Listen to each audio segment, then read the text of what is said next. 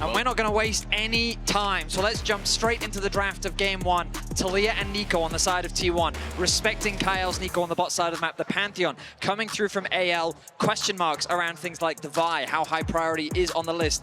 Do you want to give Faker his Azir? The answer to that is no. That is immediately going to be banned away by AL. A lot of power picks still up and available. The value of things like Annie in particular, very high in the draft. Varus, Pantheon, both still up at the moment. Ryze, target here as well. Oh, Pantheon, of course, already out, but Xin Zhao, another priority AD jungle. So a lot of options still available here. Orianna, definitely still up and available. Couple of mages here. You have to take into consideration things like the Gwen. Yeah, we saw this being highly prioritized by T1 in their series against Genji as well. With that locked in, Flandre has the possibility of bringing out something like the Jax, but there are a lot of answers that we've been seeing coming through from the Gwen so far in this tournament. Rumble, also perfectly safe blind pick if they want to go for that as well. Exactly, two of the most common ones right there to play into it. Of course, the Gwen side, they're fine with blind picking it because even if you do get the Rumble, they're fine with scaling out and have been able to live through the lane, no problem. If it is going to be the Annie, our most common pairing is the Wukong after it. Tarzan does really highly prioritize that Wukong. These two synergize just so well for their burst combinations and the CC that they bring to some of the early fights. The concern of early picking a Wukong, though, is the possible Poppy response. We know that Ona is a very effective Poppy, so instead they could look to prioritize something else. We talked about the Rumble. There are some AD carries that they could also consider prioritizing, something like the Ezreal as well. Right now, they are hovering on the Wukong, and they're not going to hesitate. This will give Ona the opportunity to counter-pick, and being paired alongside the Gwen, I mean, they have a ton of options. We've seen something like the Sejuani come through. The Vi's, of course, still available if they want a little bit more dive threat. Yeah, Vi plus a burst champion for mid lane for Faker. Faker has done very well on a lot of playmaking champions for the mid lane. Owner Vi here locked in. That is a powerful pick for T1. What do they want to pair it with first here, though, into the Annie? Normally, we'd see mages as a response into the Annie, but the Galio... That is a burst champion. It also pairs very nicely with the amount of dive. People actually underestimate the burst damage that Galio can have, especially early on into the game. And as you say, it does cover a couple bases here as far as being good into the Annie later for the team fights with the Magic Shield, as well as the ultimate for counter engage. And also, Faker is famous for many champions, but Galio is perhaps one of his most famous picks, especially after last year's World Finals. The unkillable Demon King staying true to his name on this champion as AL round out their first half with the Jace. I mean, some of Faker's most iconic games of all time. I think back to 2017, the run that Faker had at Worlds, playing Galio. He was everywhere on the map. If you think this champion cannot carry, you have not seen Faker play it. Certainly. You have to have missed a lot of games if you have not seen Faker play it, especially at Worlds. So let's get into the bottom lanes here because we are going to dive a bit deeper. Varus, of course, was already taken out super early. So things like the Jhin, both of them have really prioritized those types of champions, especially if you're looking at some sort of counter engage. Maybe the Xayah type for Guma. Definitely very good at counter engage as well. Yeah, Xayah Rakan is a tried and true bot lane for this T1, so makes a lot of sense they would want to get rid of the Rakan. I wonder if they would consider something like a Karma. We've been seeing it rise in priority a lot. It depends on how much they want to commit to the dive angle, because Kai'Sa is another champion that could also synergize nicely with what T1 have drafted so far. Yeah, people often, when they are these full dive comps, either go towards something like Kai'Sa, or you go the more defensive routes like Ezreal, Senna, these types of champions that can help enable and maybe stay safe. Yeah, Kai'Sa's been like a hole for Guma as far as his champion pool, though, so I'm not really expecting that one for their side. What other sort of protection bands do they need, though? The Poppy is definitely a very good one, versatile champion. As you say, so many dashes, could have a lot they could consider banning. Yeah. The Lucian. I mean, if we watched Hope's Lucian yesterday, it makes a lot of sense that they would want to take that away from the pool. But now AL have a lot of flexibility. Braum makes a lot of sense against dive. Morgana, very niche, but also very good. It depends if they want more defensive tools or they want more engage. Right now, it seems that they want to channel a little bit more in the poke direction. Jhin, a very powerful laner, does well into many matchups in the current meta and synergizes quite nicely, with champions like Jace. Okay, we get a rel hover over here, so maybe some counter engage, invest in like Braum or something towards the bottom side of the map. They already, of course, have several options to themselves, but the early hover on the Jhin, as we mentioned, both of them have really preferred this champion. Lots of utility from the bottom lane, and they've been pretty good at keeping their space. Right now, T1 are just taking the maximum amount of time that they can to contemplate their options towards the bot side of the map. The Jhin is going to be the lock-in. Of course, doesn't have any inherent dashes, so if AL can get on top of the Jhin, it can be very difficult to play, but with champions like the Galio being able to provide protection, and Bard being an effective pairing that we've seen many times before, can be very effective at denying some of those fast engages that AL are planning with this Annie Wukong. Gary are really toying with them. The Nautilus, of course, is the more offensive version. You can hook rel out of combos, and you can look for some point-and-click CC along with that Vi. Very critical when trying to shut down carries. Interesting that AL is considering the Kai'Sa right now. Of course, Hope, very well known for his Kai'Sa, one of his most played throughout this year. And I mean, it pairs nicely with the dive that they have already built up with the Annie, the Wukong, and the Rel. And they're gonna lock that one in. All right, so AL, I mean, they've gone for a very powerful mid-game spike with this type of composition. Around one item, they have so much burst damage. They have decent backline access thanks to both the Rel and the Wukong. But on paper, the question is how effectively can they use their poke with things like the Kai'Sa and the Jace? Setting up around these objectives, they have a lot of long range that they can look to try and chip away at T1's HP. Also, AL, yeah, they have this kind of guarantee, this Jace on the top side to give you a pushing lane. So it opens up Tarzan to try and like mirror Owner. And Owner's going to be looking to play, you know, towards a lot of the CC on his team, towards the Jhin Nautilus, towards the Galio even, visit early to try and help out Faker. So we'll see if they can do that jungle tracking there. Tarzan has been very good at shadowing style. I will also say with T1, the amount of dive that they have, I'm excited to see how well they can execute it. I think back to game 2 in their series against Gen G, their composition at just locking down a single target and removing them was flawless. The drafts are done. The stage is set. T1 versus anyone's legend. Getting ready for the first game of what is sure to be an incredible series. MSI has delivered 5-game series after 5-game series this year. So lock in, Vancouver. We're getting ready for a good one.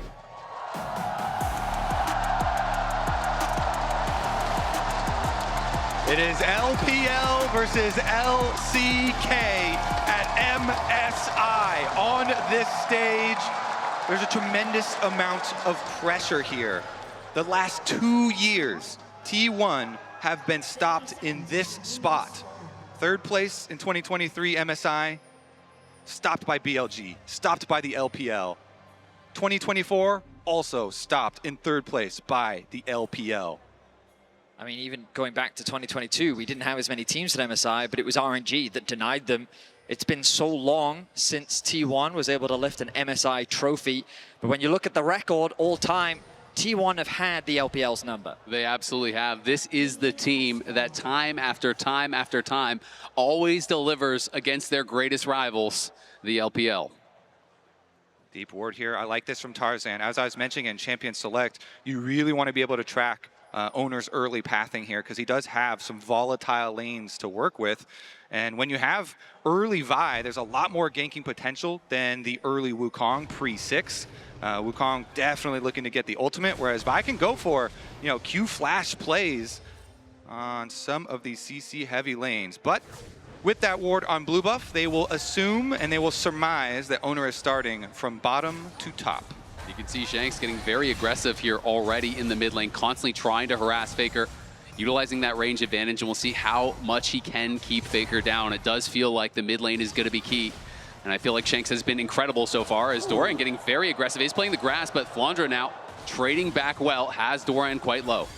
Getting callbacks to Doran versus Zeus. Could try and force some flash there early on. Both of these supports very creative. Keria, of course, he cooks a little bit harder. Both of them playing Spellbook in this first game.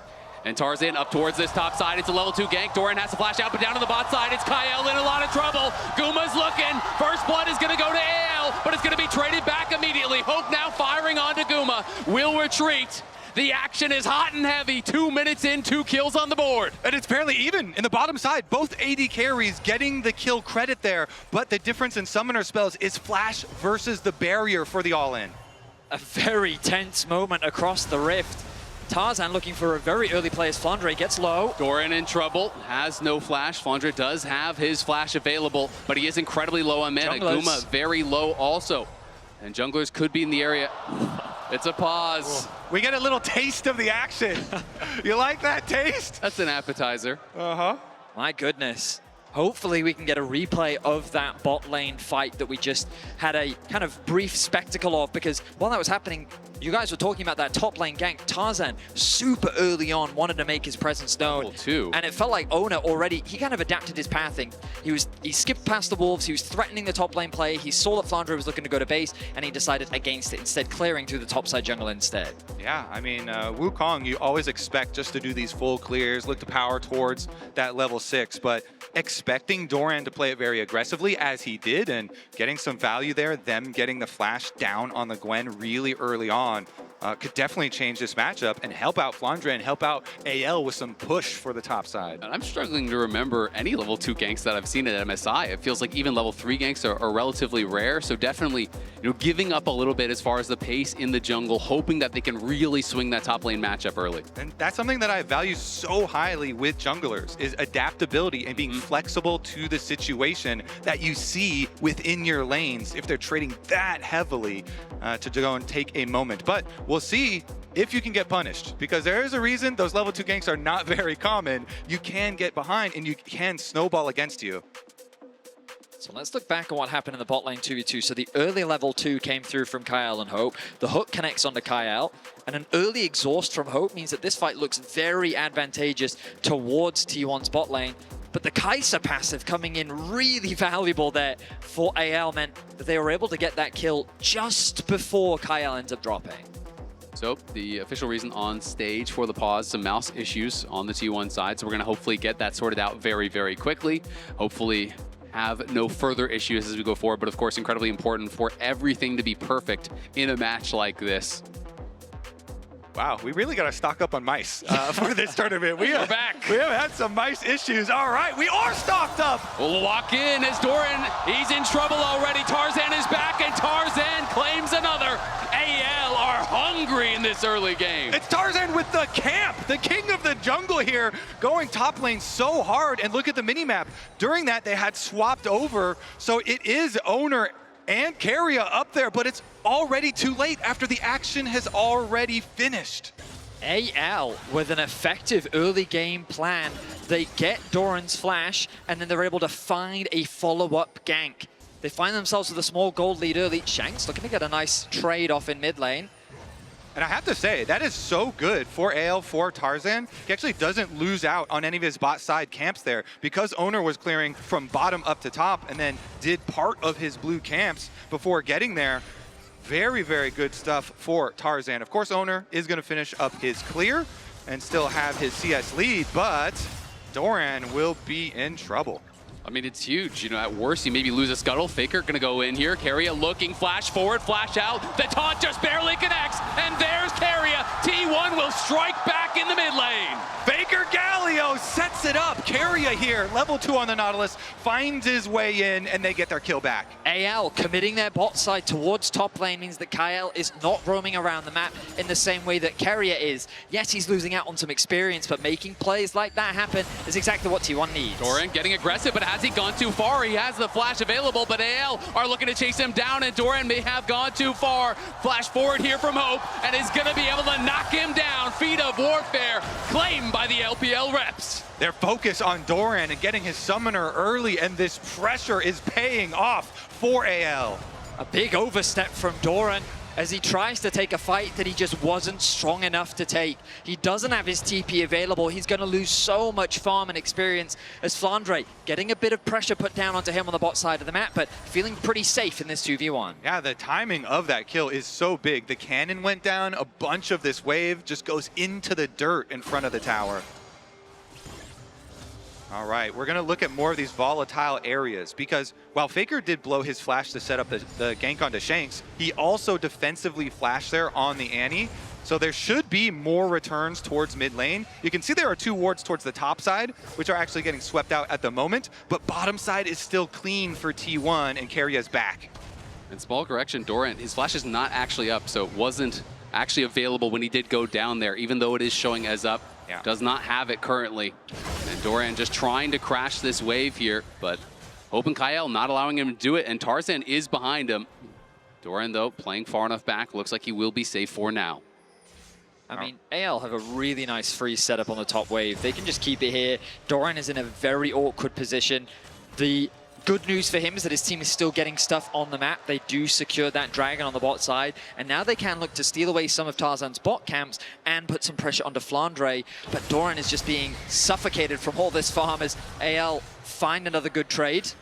Yeah, it looks like T1 are going to send multiple people over to attack Flandre and force him off. But while they're taking away some camps from Tarzan's side, Tarzan is doing the exact same here on T1's jungle. He is camping that top lane so incredibly hard, splitting the map and taking away multiple camps. Just play safe. The classic top lane experience. Neither of these guys can even get in range for experience.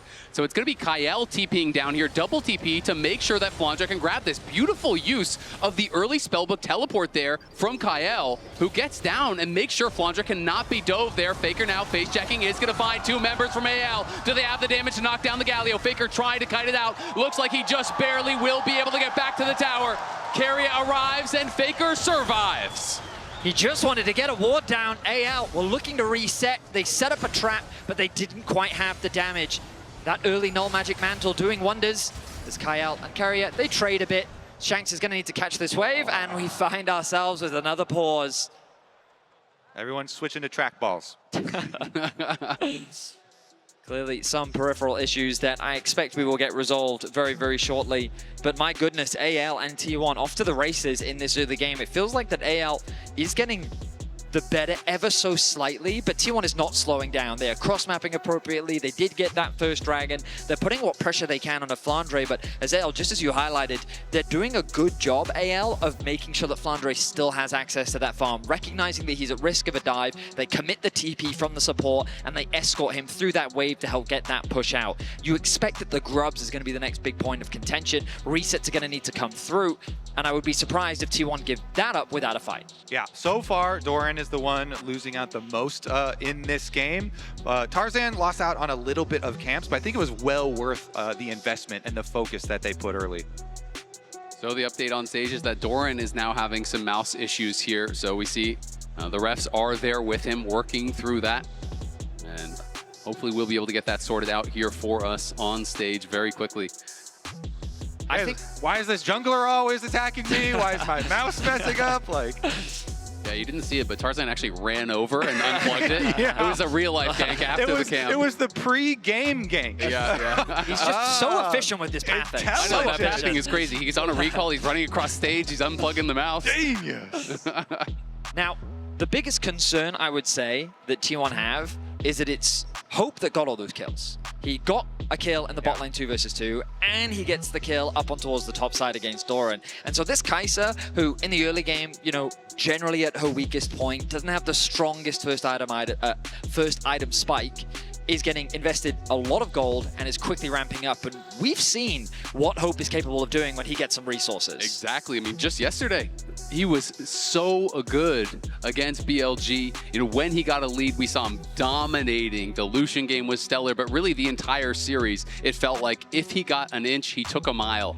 And so definitely going to have to be on point here on the T1 side to prevent Hope from just getting out of control. It's like everyone is staring at him at the moment. Like, okay, come on. Of course, the pressure high. We are only in game 1. If you've just joined us, it's T1 versus AL. It is a fight for the finals of MSI. it would be a rematch for both teams against Gen G, who was able to get the better of both of them in epic, intense 5-game series. So a lot of people have a lot of hopes for this series because both of these teams went 5 games versus Gen G. Both of them dealt with BLG in 3 games. Yep. So only one of them has hope. Exactly. There's only one hope on that stage.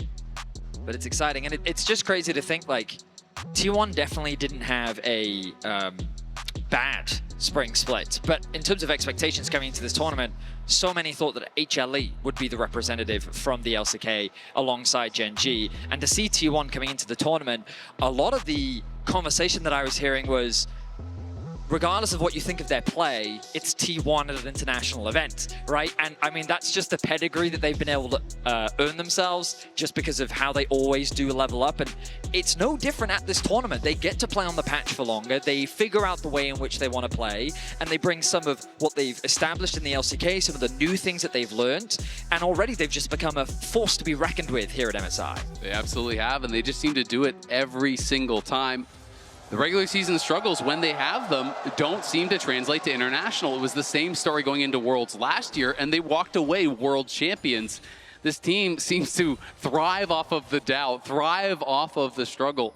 It just makes them stronger. Yeah, for like the whole year, everyone expecting HLE and Gen G to be the reps. But into this game, with some fresh mice in everybody's hands. And we've got our lanes finally answered and evened up. And I wanted to talk a little bit more about the junglers, because already we've been seeing Tarzan have huge impact on the top side of the map. But it was Oner that so many people were talking about during T1's regular season. And Tarzan, ever since he joined AL, it feels like AL has completely changed their approach, the level of play that they've brought. And we got a really meaningful interview from Taba yesterday where he talked about how important Tarzan is to this team. Historically, the record favors Oner, and that was back in 2023 Worlds where they met in LNG versus T1. Yeah, and that one was definitely a very rough one for Tarzan. Got flamed a lot for it. So it could be a very meaningful match here for him to get some revenge and redemption versus T1. I mean, it was just so fun listening to Tabe speak about Tarzan. He couldn't say enough positive about him, talking about Tarzan being the guiding light for the team that leads them to safety, the captain of the team that they can always trust in. You can tell how tight of a relationship they have, how much this team really does believe in their jungler. Yeah, you truly can. As, from all of the interviews with Tabe as well, talked about him a lot. This was after the games yesterday, but he also gave a long, in-depth interview with Dom and Yamato, and he talked about how at the beginning, Kael, he was very shy and had some problems with communication. And when Tarzan joined the team, he treated him like this younger brother. And since Tarzan's Chinese is so good, he really improved the communication there. And it's no wonder that those two have such good synergy within the game. And they have become the best jungle support duo in the LPL. They have become incredible. And that is the fun, I think, of this Anyone's Legend team, where there's so many players with these improbable stories where it feels like, you know, they were overlooked or they were underrated or they were passed by other teams, by other players, and they've come together to be greater than the sum of their parts.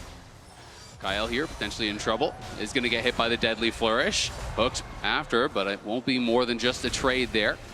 Doran just fighting down here with Flandre, taking the worst end of these trades, just trying to stay relevant after these 2 early ganks that Tarzan used to put him quite behind.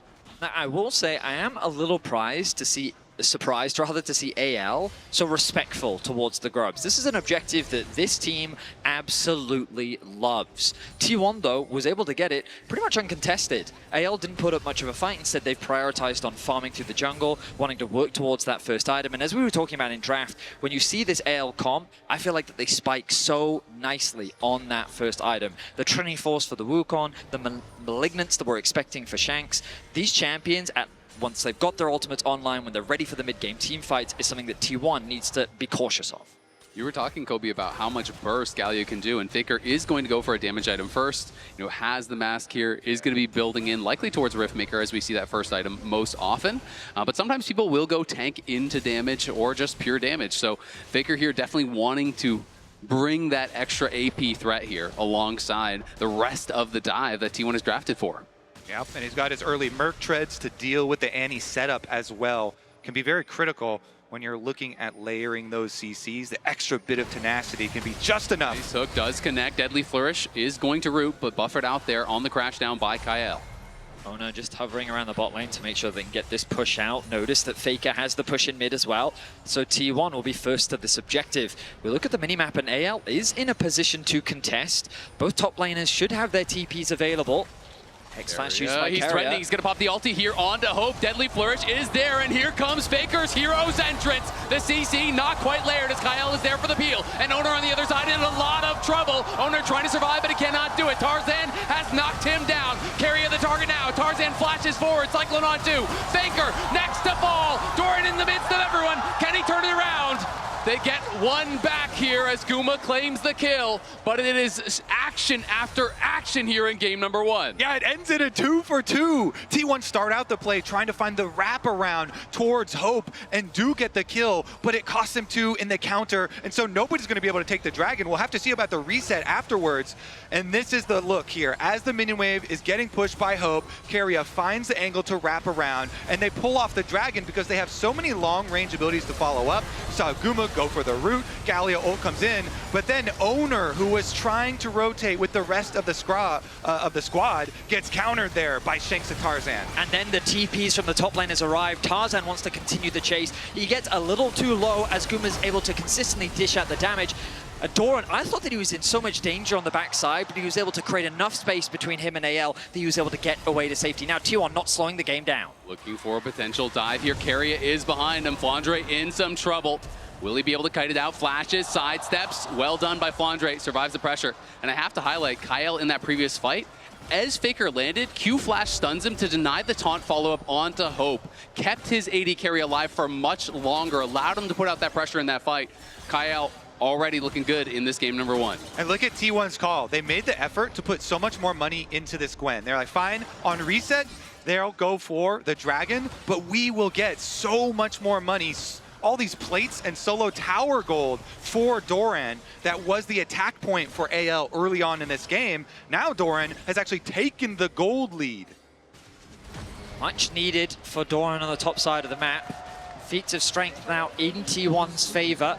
And Faker not really at risk of a dive. The minion wave wasn't stacked enough, and on this Galio, he feels tanky enough to be able to weather any pressure. T1 exerting across the map right now as they fully control the top side jungle, leveraging the commitment onto Flandre that they were able to invest, alongside setting up nice defense on the bot side. Yes, they will concede a lot of vision control, but no camps were stolen away. There is no cross map coming through from Tarzan, which means that Ona just finding those jungle advantages across the board. And T1 now only one objective away here from the upgraded boots. I think they're going to have their eyes on the Herald here, spawning in 50 seconds, which would get them the feats of strength. And all that focus of gold into Doran resulted he's in gonna his... pop the ulti here onto Kyle. Deadly Flourish will not connect. Kyle looking like he might be able to get out. Tarzan could be in some trouble. Clone over the wall. There's the flash forward, though. They're going to try to fully send it. Faker got interrupted on his ulti, though, by Shanks on the side. Faker, though, flanking. Tarzan's down. Kyle is sure to follow. Faker may get slowed, but he will not be stopped. Arrives all the same, and T1 are looking like they want more. They don't have a minion wave to play with. I think a dive against Shanks would be very risky, but they are just buying time. They're trying to clear through the wave as quickly as they can. Shanks stuck between a rock and a hard place right now. He has nowhere to Goodbye, go. Shanks! Goodbye! Shanks will try as he might. The rest of the members are coming in here from AL. Can they get anything back? The CC is layered. Shanks gonna fall. Hope is in the area. Flandre takes a tower on the top side, but for now, no kills back. Another tower is secured as well from T1. And just like that, they've ballooned the gold lead. They punish Tarzan's invade. He did not have the time or the agency to move into that bot side jungle and threaten that red. And T1 knew this. Look at the minimap. You can see the collapse is so much stronger because all of the T1 members are on this side of the map. There's no way for Flandre to get involved. Annie is forced to catch the wave. And T1, they leave no prisoners. Yeah, T1 had really good timers there because Doran had just reset after spending all of that gold from the top side play. He had the fully finished Rift Maker, and they had plenty of long-range CC with the Nautilus, with the Jhin, to be able to punish the invade heavily.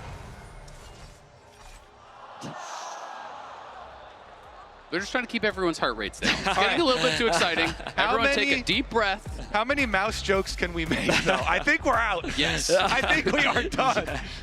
Faker smiling though after that. Of course, you know, them feeling the building of momentum here in game number 1.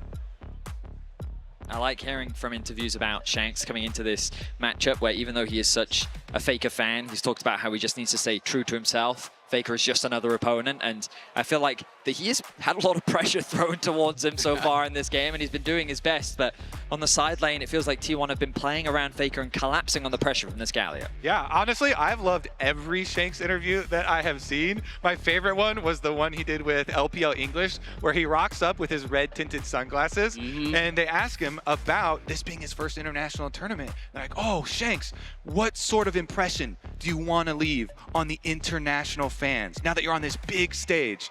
And he gave a really based answer. He was like, you know what? I'm not too concerned with the impression that I leave on fans. What I really care about is being champion. He is focused on winning. He is focused on the game, on the competition, and that is what's got him through all of these years to rise up to the international stage. It is just actually based. And he has been playing incredible here at MSI. I think he is one of, if not the best performing mid laner so far at the tournament. Shanks really has been delivering. Another update, it is another mouse issue for Doran, so he is getting that looked at once more. Once we get it resolved, we will naturally get back into the game, and it's T1 that currently find themselves with the gold lead. They got a huge swing in momentum, and it really was just a punish on that Tarzan invade, because it's important to recognize that what was happening was T1 was setting their sights on that top tier 1. They threatened a dive onto Flandre. While they didn't get the pick, they funneled a huge amount of gold into Doran and kind of swung that matchup back in his favor. And that was their opportunity for AL to then invade on the bot side of the map, which they did. They got deep vision, they stole away the Krugs, and they were threatening a dive on a Faker, but without a proper wave to really push a dive on, there wasn't much of a play there. But then they left the jungle. Tarzan then went back to his other side of the jungle, but then moved back towards T1's side. And as Kobe, you were saying, it was a matter of the resets had already come through. He moved into an area of the map where T1 was already looking to reclaim control of, and T1, they just didn't waste any time. They immediately recognized the misposition and they punished it. And they converted it not only into 2 kills, but they got the bot tower, another kill on top of that, and now they find themselves with a 1.7k gold lead. Yeah, and the reason why I liked T1's original top side play, where they send multiple members and they sacrifice the dragon, is because Doran, the Gwen, is actually a critical part of this team comp, plays a very critical role here as far as the extra damage that they're going to need towards the mid game and towards the late game. Because Galio and Jhin are very burst-centric, this Gwen has the opportunity to be such a big carry as we get to these team fights. And that's why it's so critical that we make sure his mouse is working. You do need a mouse for League of Legends. Can confirm. For now. Oh, yeah. Ooh, ominous, Vedius. I'm still hyped. By the time Faker's risk give out, we have to have it where it's telepathic. Yeah, I was going to say, you're going to get a chip in your head? You're going to get an uplink? Faker at 85, winning his 94th tournament of League of Legends history. So as you said, Azel, we're just taking a breather right now. The heart rates were very elevated. You could tell that the T1 fans in the audience, they were excited and they were tense. And that was just at the Bard hover, remember? Okay, Sure. It was already up and down right from the start of the draft. So the fact that T1 now leads this this early game, it's we've got to take that breather, take that opportunity to reset. And I gotta say, you know, this tournament I think has been way more competitive than I personally was expecting. Coming into it, I was worried that Gen G could possibly just run away with it. We saw HLE at first stand and how that looked, where they were not really challenged very heavily throughout that tournament. Then we had AL versus, you know, Gen G. We had T1 versus Gen G, and you see not one team can challenge them, but 2 teams can challenge them, can push them to the brink in a best of 5. Gen G still undefeated on the year here, but both these teams one Nexus away from changing that. And you have to think that both of these teams believe that if they get the rematch, they will be the ones hoisting the trophy. Yeah, I mean, we have had the most full 5-game series of any international ever. It has been incredible to watch. We're back. All right, everyone got a snack, got their drinks. We're ready for some more League of Legends here. As T1 looking very good in this early game. 1.8k is the advantage, just 15 minutes in, and one objective away from claiming feats here. Now, of course, supports play a vital role for both of these teams. But what's impressed me already in this game one is Carrier has been involved in every single kill that T1 have been able to find. He has been leaving Guma isolated in a side lane so that he can roam around the map. He's been working closely with Faker specifically to try and attack Shanks, and so far in this game they've succeeded, finding himself with a 0-2-1 scoreline. Hope is the player that's just kind of been picking up these kills where he can in the exchanges, but right now across the board it is T1 that find themselves with the gold lead. A large part of that is because of these two towers that they were able to secure, and with the third dragon on the horizon, both teams will be setting their sights on looking to grab that objective for themselves. It is good that you mention Hope though, because he just did his 2-item power spike. Now with the Rage Blade, the Kai'Sa very capable of making some of these pick plays. AL, they have so much CC on their team to set him up with Plasma. So if they can control some vision here, that would be the first step in opening up an area on the map to be able to make that pick with. Kyle himself going to try and do that, but as you can see, very good vision toggle by the observers. T1 have made it difficult for them. They really have, and Hope, as you said, on those 2 items, because he has the free boots. Guma on the other side has slightly more gold, but he did not have free boots, did upgrade those steel caps to try to survive the dive that he knows is going to be coming for him. 20 seconds now until the Dragon.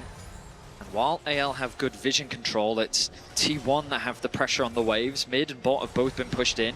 Doran now making his way towards the river with the rest of his team. Shanks needs to go back to base, spend what gold he can, and now he's going to TP towards the middle lane. Going to pick up an amp tone, so a bit of extra AP as now the contest over this mid wave begins. Yeah, he's sitting on 3 charges of his passive, so he can just shield in with the speed, look for the big stun play. The wards are there for T1, but the approach for AL is here. T1 pulling back out. Carrier just uses heal to swap over to that exhaust, so has it ready for the fight. AL drop the Herald mid and are looking. Tarzan going for it, trying to get some poke down here as T1 forcing the flash out of Tarzan there as Carrier came through with the dredge line. Both teams posturing for position, but it is Faker on the side. Baker's done a good job of keeping that bot wave push. Kyle goes gonna go in, and they're trying to turn around the other side. Faker going in with the hero's entrance. Knocks up 2. Tarzan in trouble, but is kiting back. Kyle now gonna have to flash out. Guma opens up. Kyle is the target. Can he survive? He's still alive for now. Shanks and Hope turning the fight around. It's AL pulling victory from the jaws of defeat. T1 overchased the enemy support. Kyle reels them in under the tower, and AL have control of the Dragon area. AL going to start this one off as they find a winning fight against T1. Shanks' Annie was huge in that choke point. T1, oh, Carrier. Carrier is here. Yes, Smite. Oh, not going to be able to steal it. Carrier's now in a bit of danger as he finds himself in a 1v1. T1 trying to keep the rest of AL in the mid lane. Flash comes through from Flandre, forcing them back a little bit. But all right, a very tense affair between AL and T1. Incredibly, and Dragon number 2 going AL's way, putting a stop to the momentum that T1 had been building is critical here. Plus, for the next consecutive play, now there is no flash on Doran. Of course, Tarzan got his blown really early there as well, so the Wukong got reduced a lot in viability for that team fight. And that probably is one of the reasons why T1 did chase it so heavily. Yeah, I mean, the fight start for T1 looked fantastic. The Galio ultimate hit onto like 3 members. I thought that once the engage from Kyle came through, Hope was immediately going to dive onto the backline. Tarzan was going to come through. And again, we'll get a chance to see it. Look at this follow-through that comes from Faker. As Kyle gets the engage, the immediate backline response. Hook connects onto Tarzan. 3-man knockup from Carrier. The follow-up ulti means that AL is completely separated from Kyle. But then as he flashes away, T1 overstep a little too far, and then Shanks drops the 2-man stun. The Tibbers comes through. Hope comes from over the wall to pick up a kill.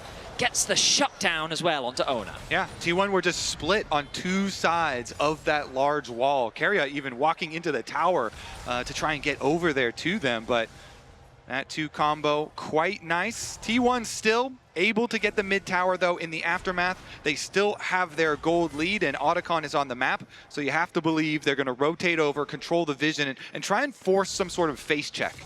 Off the back of that fight though, AL did claim the upgraded boots. T1 though as they often do, starting up the Otacon here. Flandre is now in base, has the teleport available. Will AL get here in time? Hope and Shanks are trailing, and T1 is killing this fast. Teleport now coming in here from Flandre. Will T1 look to turn, or will they try to finish? Shanks now repositioning on the side, will be spotted by T1 as Kyle moves forward, stuns up Doran. Doran in some trouble from the Magnet Storm. The Deadly Flourish is going to connect as Guma opens up, and Tarzan has stolen the Otacon. AL trying to just run out, but now Hope is there. Hope's going to be hit by the exhaust, goes in aggressively, but it's Guma now, free. It's Guma firing. It's Hope in some trouble. He's getting locked down by Faker, but Hope is just taking over. Hope will not be stopped. It's a triple for the Kaisa as Hope goes crazy. It's the Hope of the LPL. He's able to gain so many kills in the aftermath, and because Tarzan's smite hits true, they're able to get the advantage here. Hope still has the advantage. T1 came so close to killing Hope, but just barely. He was able to navigate his way through the fight and walk away with a triple kill.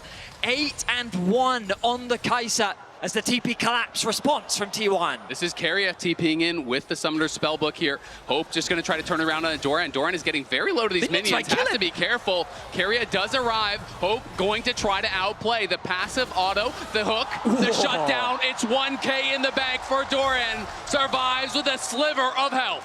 The Krug Lord learned how to play on the edge of his health bar. No Krugs, no Wolves, no problem. We look at this fight, and it's Kyle again with an engage. The hook from Keria hits onto the Otacon, but he does get the ultimate onto Hope, forcing him out of the fight. Doran's able to do so much damage onto the front line as the Galio engage comes through. But this choke point, Shanks drops a big stun, forcing T1 to retreat. But T1 don't really care because Guma's doing so much damage on the backline. And look at the positioning of Hope. Everything is thrown at him. He flashes away from the damage of the Galio. Shanks just barely able to get the damage off to secure that kill on the backline as Hope walks away with a triple kill. Yeah, Hope made sure that Shanks was going to live after that one, chasing off the rest of T1. Guma had to retreat. Now, as we get back out into the action, though, we'll see about the reset. So many flashes blown in that last fight. There will be vulnerabilities here. So it puts so much importance on the Vision setup. And right now, you can see Owner is moving in with Doran.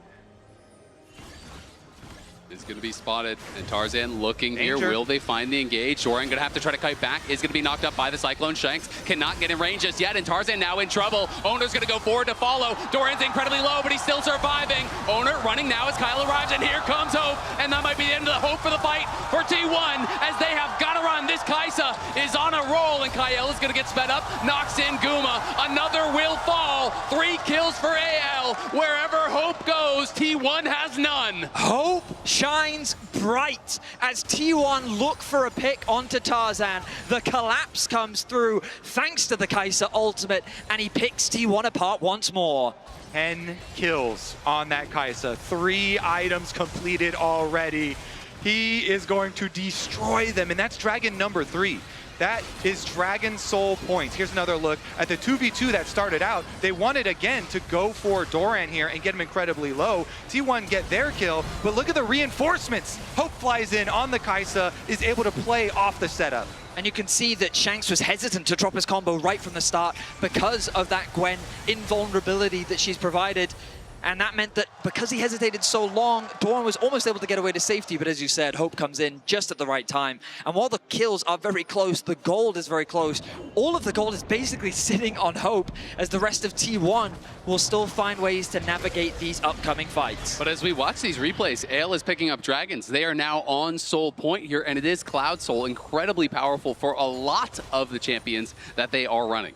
Okay, so when you have an AD carry that's super fed, what do? Vi ult and Nautilus ult are very good tools at trying to shut down that Kaisa. So we will be looking at Hope's flash, at Hope attempts to survive. Hope has that Terminus and likely going to build towards GA next. You have to think to try to answer all of this dive. You know, Zhonya's would be another option, but he is not going that route. Does have the BF, and I'm assuming that is going to be the GA. You can see that Shanks is hesitant to push out that top lane, even though AL are all hovering around the topside jungle, and that's because he recognizes how quickly the collapse from T1 can be, with Ona on this Vi and Faker who can quickly follow up. Baron is going to be started, and this will be spotted out. It's a T1 classic. When the stakes are high, they go to these objectives, they force their opponents to respond. Fondre on the other side of the map is going to teleport. AL are here. Doran threatening a flank on the side. Tarzan moving in, but Keria is marking him. Will T1 just try to finish it? Looks like they're going to turn for the fight. Keria in trouble in the front line. Ona's going to the back line, but Tarzan is turning the fight around. T1 go into the meat grinder. They stand no chance at all. It is 4 kills for AL. They throw everything at Hope. They put as much CC down as possible, yet it is still not enough to take him down. He doesn't pick up a kill, but the rest of AL is there to support him, and now they're running through the base. AL on the march here, looking to put the finishing touches on this game. T1 went for the Baron, but AL have eyes on their Nexus. Flash forward, there's the flash out and the barrier from Guma, but he's got nothing to do about this. No way to stop AL. They will claim game 1 off of a heroic performance from Hope. T1 got the early lead, but AL come out in fight after fight after fight, and they retake control. I mean, AL's team fighting is just crazy, and you have to say that Hope is the backbone of it. This man is so difficult to take down, and it's AL that lead the series 1-0. What can you say? LPL Kai'Sa's, man, they just